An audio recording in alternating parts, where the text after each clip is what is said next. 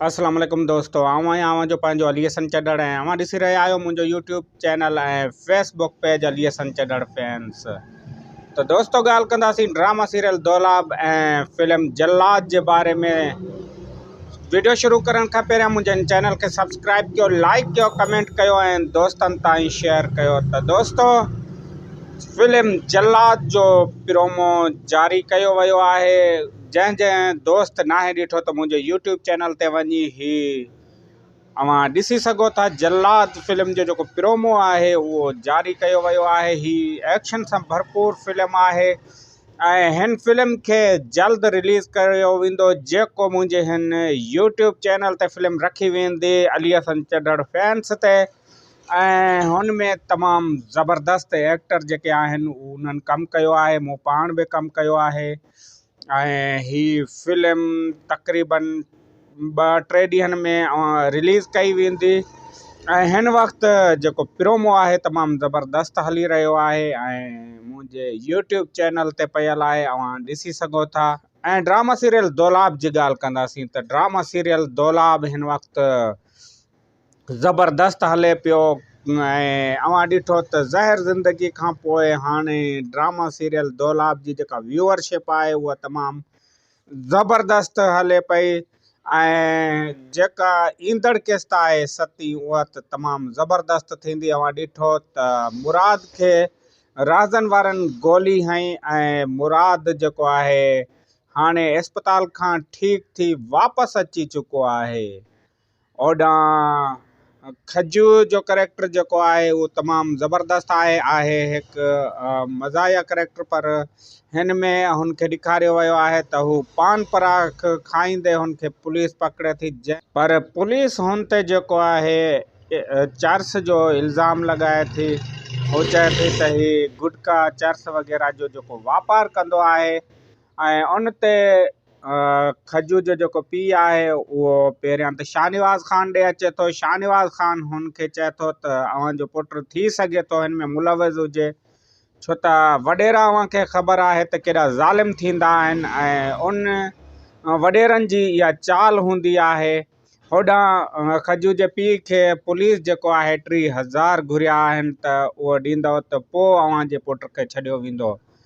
पर जॾहिं हुनजो खजू जो पीउ मंसूर ख़ान वटि अचे थो त मंसूर ख़ान अव्हांखे ख़बर आहे त आज़म मेगल जो करेक्टर हिन में ईअं सम्झो त हीरो जो करेक्टर आहे ऐं तमामु ज़बरदस्त करेक्टर आहे।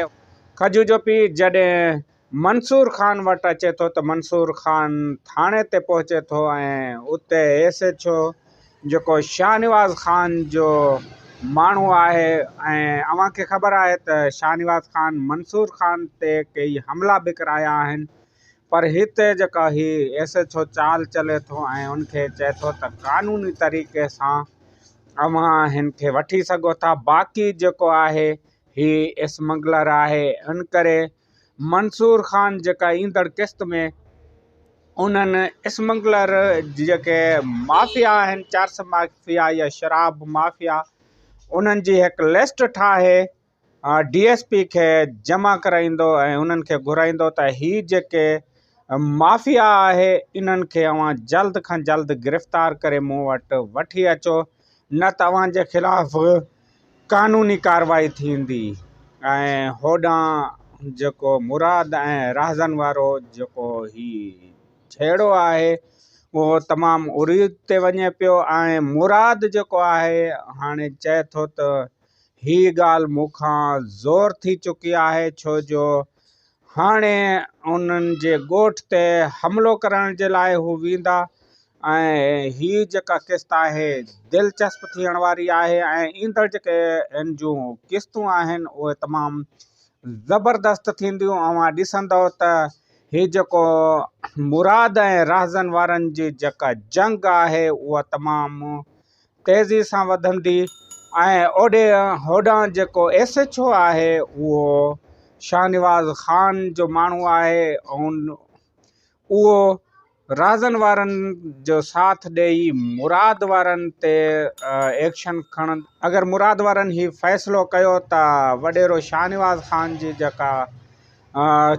चाल आहे उहो हुन में कामयाबु न थी सघंदो ऐं हीअ जेका चाल आहे ॿिन्ही धुरियुनि में विढ़ाइण जी आहे, छो त हमेशह ही वॾेरा जेके आहिनि पंहिंजो हिन मां सियासी मुफ़ाद हासिलु कंदा आहिनि। उन जे करे ही बि मुफ़ाद हासिलु करण जे लाइ ई कयो पियो वञे। ऐं दोस्तो, जल्लाद फिल्म जेका आहे उन जा एडिटिंग जेका आहे उहा हले पई, ऐं मुंहिंजो पहिरीं प्यारो दोस्त जेको आहे शौकत मीराणी जंहिं हिन जो कैमरामैन बि हुयो ऐं हाणे हिन फिल्म जी एडिटिंग करे पियो। तमामु जल्द तव्हांखे ही फिल्म ॾेखारी वेंदी। इंतज़ार जूं घड़ियूं ख़तमु थियण वारियूं आहिनि। ऐं दौलाब ड्रामे जी जेका ॿी वीडियो आहे, इंशाल्लाह उनमें अव्हांखे नयूं ॻाल्हियूं ॿुधायूं वेंदियूं। ईंदड़ वीडियो ताईं ॾींदा मूंखे इजाज़त। वेंदे वेंदे मुंहिंजे हिन चैनल खे सब्सक्राइब कयो, लाइक कयो, कमेंट कयो ऐं दोस्तनि ताईं शेयर कयो, जीअं हर दोस्त हिन वीडियो खे ॾिसी सघे। त मूंखे ॾियो इजाज़त। अल्लाह हाफ़िज़।